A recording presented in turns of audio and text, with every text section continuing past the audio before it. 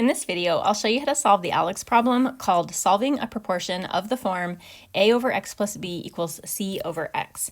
This problem is going to give us an equality. There's going to be at least one fraction in the equality. Mine has 2 and is asking us to solve for the variable x. To solve this problem, we're going to be using the method of cross products.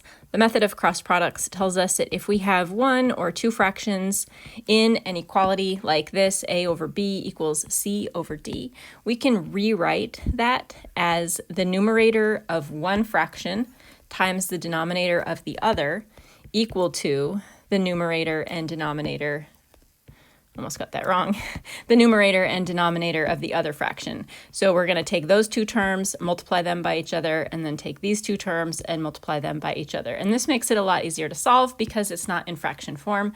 This is the principle that we're going to use to approach this problem.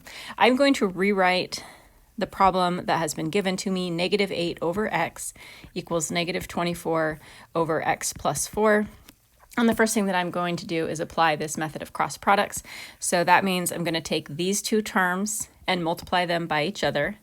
That gives me negative 8 times x plus 4.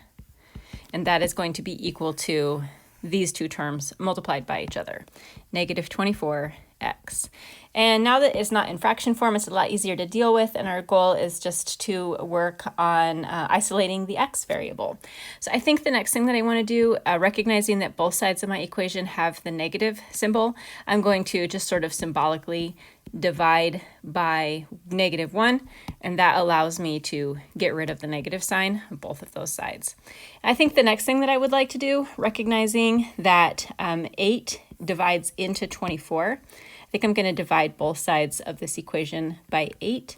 Now, whatever you're choosing to do in this step, it just sort of depends on your personal preference of how to go about solving algebra problems. But this is just the method that my brain is taking.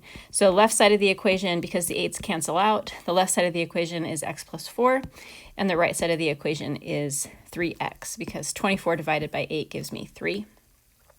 And now I want to combine the like terms, the x and the 3x.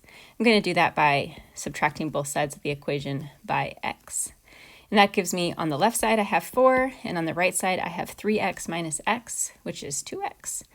And I'm going to divide both sides by 2. That gives me 2 equals x.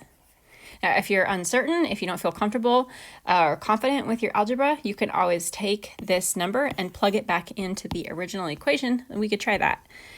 So negative 8 divided by 2, that gives us a negative 4 for the left-hand side.